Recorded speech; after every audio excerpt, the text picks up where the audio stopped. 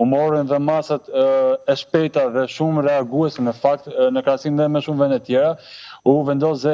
se si u kufizua sistemi i regjimit pa të hyrjes dhe daljes nga Republika e Shqipërisë. E njëjta gjë vlen dhe për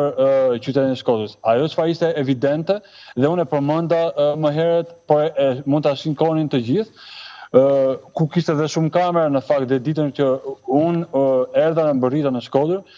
lëvizjet ishin të dukshme dhe nuk ishin nevojë për koment. Gjithsesi do të ishte pa drejt thonim që kjo ishte nga të gjithë qytetarët, absolutisht disa persona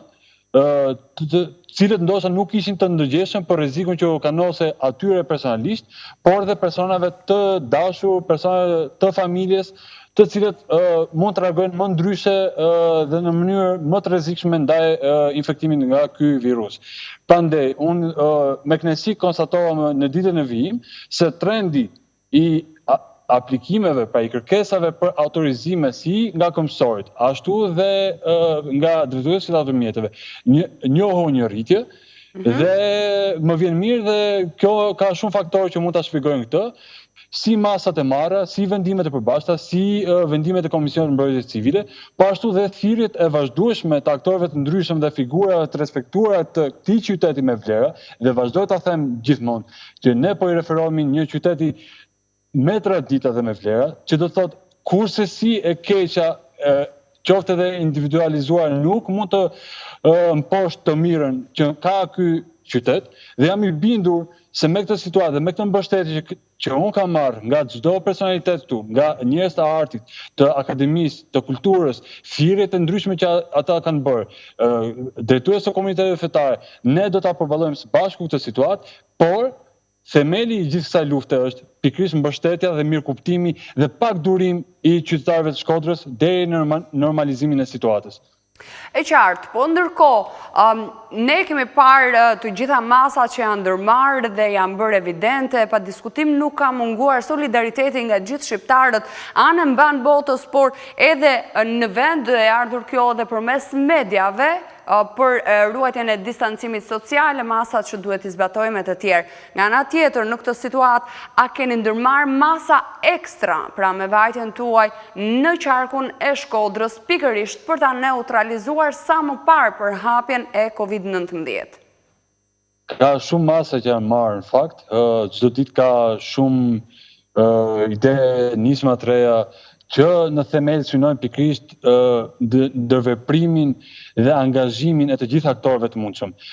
Nëse ju për shembull i referoni organizatave të shoqërisë civile, më besoni që ndryshe nga çdo qytet tjetër, me kënaqësi konstatoj që ka një aktivizim të tillë dhe ka një civilizim, një qytetari të pikërisht të këtyre grupeve të vullnetarëve, të cilët janë të gatshëm të marrin përsipër çdo veprim që u përshtatet natyrës punës tyre për të kontribuar, pra të rreshtohen aty bashkë me punonësit e policisë, kryesisht specialistët e policimit në zonë, për të këshilluar qytetarët se ku ato mund të aplikojnë, si ato mund të aplikojnë, cilat janë kriteret për të marrë një autorizim, dhe mbajtjen e radhës të klientëve në njësi të ndryshme të biznesit. Pra ka shumë gjëra që mund të bëjë çdo secili këtu dhe jam i lumtur që bashkë po me ta nisim ditën, takohemi, kemi shpesh herë takime me aktorë të ndryshëm dhe secili po jep kontributin e vet. Po i qartë, por përse tani më policia, rregullat e saj përsa i përket autorizimeve, po themi, ka një anë strikte në kontrollin e tyre dhe pse nuk ka funksionuar kjo më herët për shkak të neglizhencës, të qetësisë, se duke sikur ky rrezik nuk kanose në këtë qytet, apo për shkak edhe të ndoshta të neglizhencës 100% të vetë qytetarëve? E para që të konstatojmë një gjë të tillë, pretendojmë një gjë të tillë, duhet kemi statistika. Nëse referohemi dhe masave administrative që janë marrë nga policia e shtetit, para kryesisht drejtoria vendore e qarkut Shkodër, por edhe numri të aplikimeve që janë bërë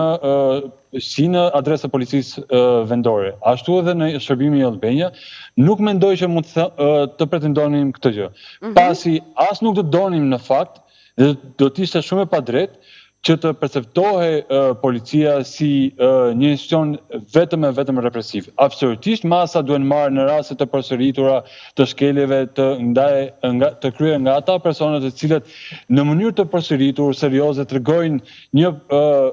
po themi mungesë përgjegjësorie të lartë që kërkohet pikërisht në këtë situatë. Por spari, ajo çfarë ne synojmë, përfshi këtu edhe policinë e shtetit, është pikërisht ndërgjegjësimi i aktorëve, i qytetarëve, mbi nevojën dhe rëndësinë pikërisht të marrjes dhe zbatimit të këtyre masave, të cilat në fundit i shërbejnë si shëndetit dhe jetës së tyre personalisht, të familjarëve të tyre, të punonjësve të uniformave të bardha dhe të punonjësve të policisë, të cilët janë në terren, përballen ditë për ditë me këtë situatë dhe padrejtisht mund të infektohen nga ky virus, edhe pse janë në krye të detyrës. Pra, ju bëhet thirrje çdo secilit qytetar, jo vetëm të mirëkuptojë veprimet e policisë,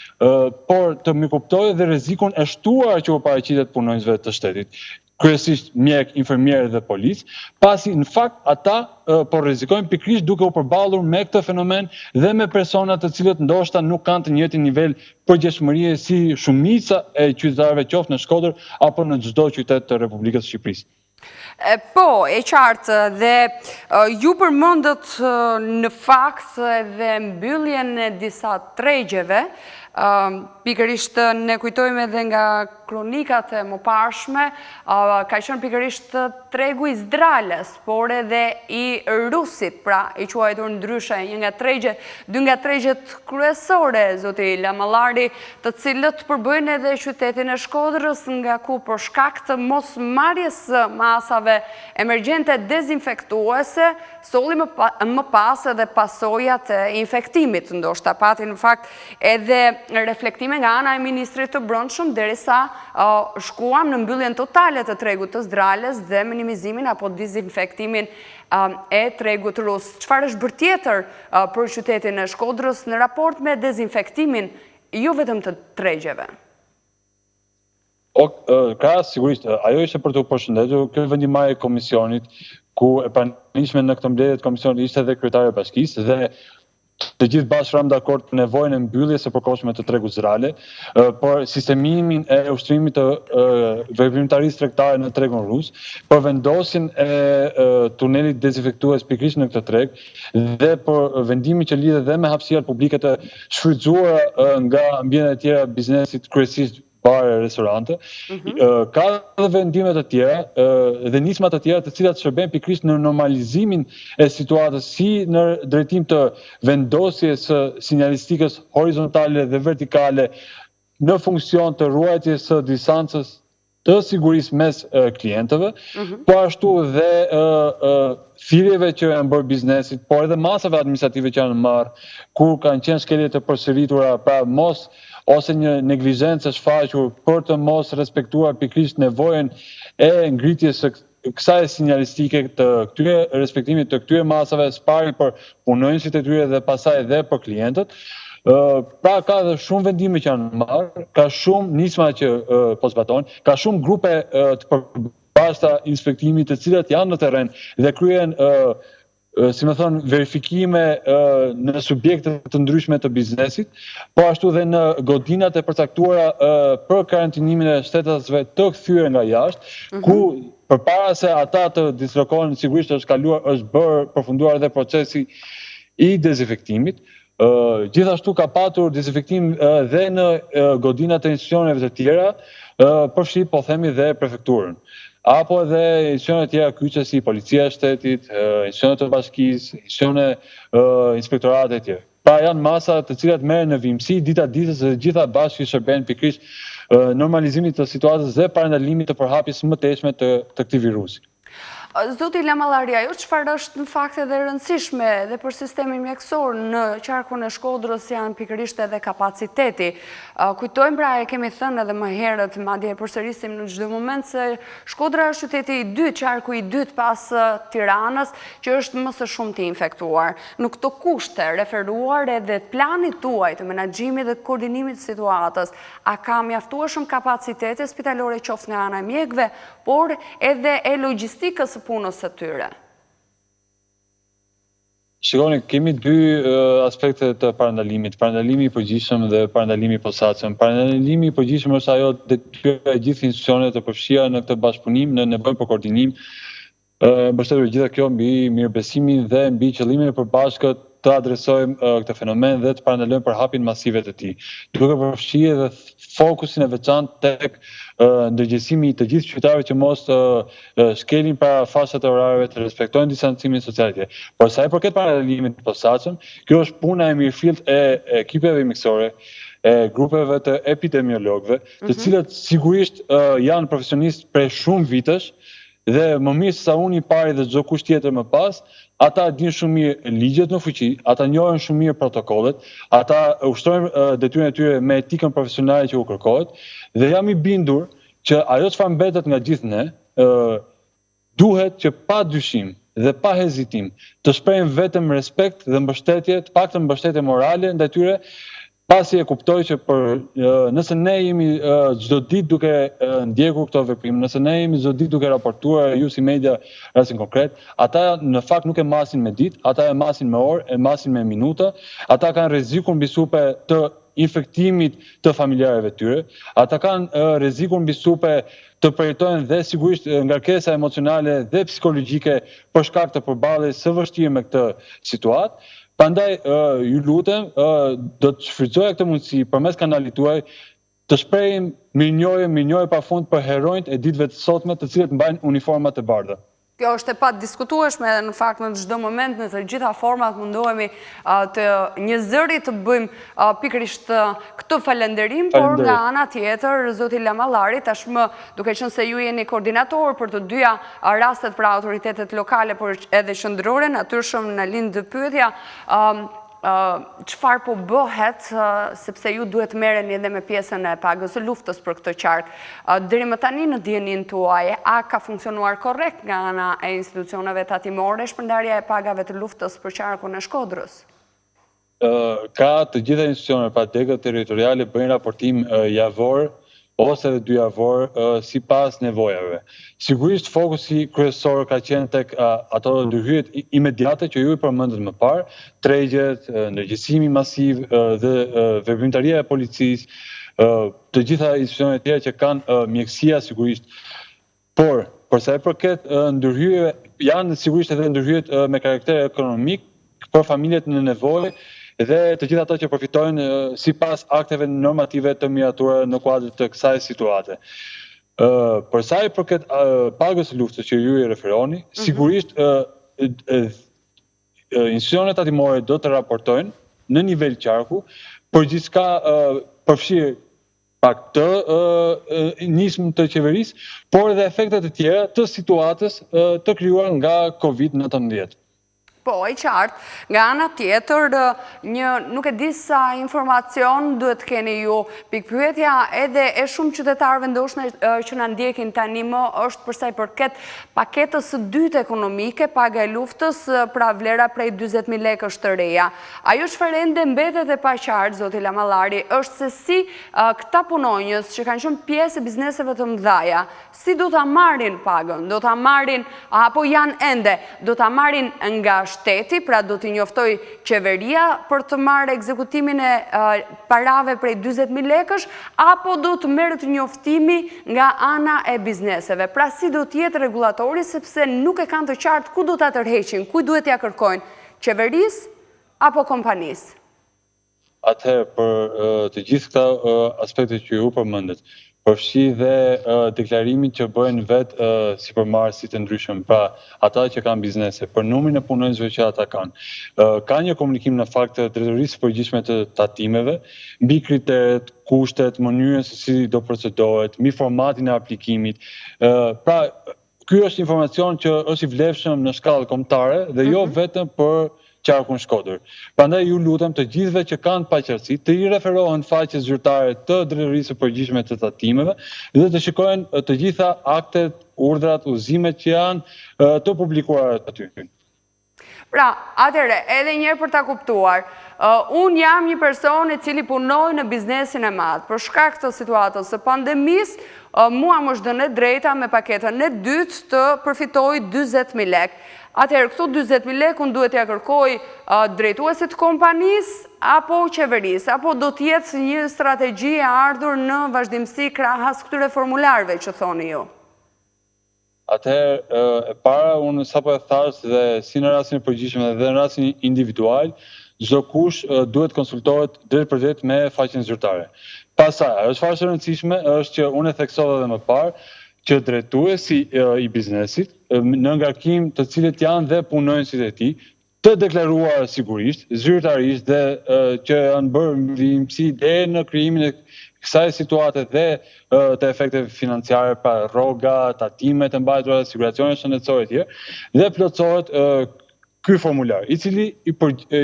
i përcjellet dhe drejtorisë përgjithshme të tatimeve, sipas afateve të parashikuara aty, dhe më pas parashikohen dhe kriteret dhe procedurat se si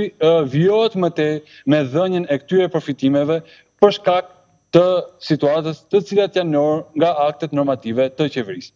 Po, e qartë, ndërsa përmendni aktet normative, ajo çfarë është e rëndësishme në fakt edhe për vetë pozicionin që ju mbartni si zëvendës minister i brendshëm gjatë kësaj kohe të izolimit të vendit, në fakt janë marrë një sër masash të themi administrative kundrejt këmbësorëve, por edhe automjeteve. Pak ditë më parë, kryeministri i vendit tha se do të ketë një amnisti për gjitha gjobat apo bllokimet e automjeteve. Në çfarë formë duhet të bëhet kjo, vetëm nga një fjalë e kryeministrit apo do të dalin akte apo shkresa zyrtare ku do të bëjnë të mundur më pas faljen e këtyre gjobave? Tani, siç është bërë dhe komunikimi lidhur me kufizimet, me fashat e orareve, me nismën për marrjen e sanksioneve të duhura të karakterit penal, pa ndryshimet në kodin penal. Pasi ishin shumë të nevojshme, duke qenë se në Shqipëri nuk ekzistonte, kishin një vakum ligjor lidhur me këtë situatë. Ndoshta edhe për shkak se ne nuk ishim përballuar më herët me një situatë të tillë, por gjithsesi, rasti i sotëm që këto të jenë të mos të nevojshme dhe të parashikohen në ligj. Që do të thotë, për situata të tilla,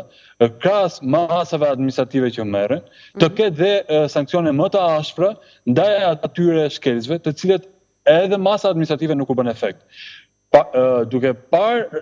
situatën e ndryshimeve ligjore të diskutuara dhe të miratuara, sigurisht pati dhe një nevojë për të dhënë qytetarëve një mundësi të dytë që nga ai moment e deri më pas të çdo shkelje si ku meriton ndëshkim administrativ, apo më keq akoma kur duhet të veprohet me procedim penal, situata është e qartë, nuk ka boshllëk ligjor dhe gjitha kjo bëhet sigurisht për të garantuar se disa persona nuk mund të rrezikojnë jetën dhe shëndetin e interesit publik, e shumicës së qytetarëve të këtij vendi. Po, i qartë. Zoti Lamallari, ditën e shtunë është vendosur deri në orën 11 të gjithë pensionistët të kishin mundësinë të dilnin për të marrë pak ajër pas këtyre ditëve të gjata të izolimit. Së pari, në qarkun e Shkodrës u ndoq e njëjta masë, e njëjta situatë, themi? Në fakt po, edhe në vizitën time kur unë isha këtu dhe në fundjavë, pata mundësinë të shikoj lëvizje pra të këtyre grupeve të cilët përfitonin nga këto momente për të relaksuar dhe për dalë pak nga shtëpia, ashtu si ditën e djeshme pati dhe prindërt, pra nënat të shoqëruara me fëmijët e tyre. Dhe në fakt ishte e bukur të shikoja ata, pasi unë e kuptoj që kjo është një situatë e mundimshme për gjithë secilin për nesh, akoma më shumë për të moshuarit, dhe gjithashtu edhe për fëmijët e vegjël, të cilët sigurisht kanë nevojë të dalin të marrin ajër të pastër, të luajnë, më kupton. Këto janë situata vërtet të vështira për gjithë ne, por me gjithë mundësitë dhe hapësirat që mund të krijohen, sigurisht sipas një rregulli të caktuar për të mos krijuar flukse masive të qytetarëve që dalin. Pra, me grupe të ndryshme, kategori të ndryshme të qytetarëve, të fëmijëve, të moshuarve, dhe kjo është vetëm se pozitive. Ndërkohë, zoti Lamallari, sa sigurina jep ne se pikërisht këto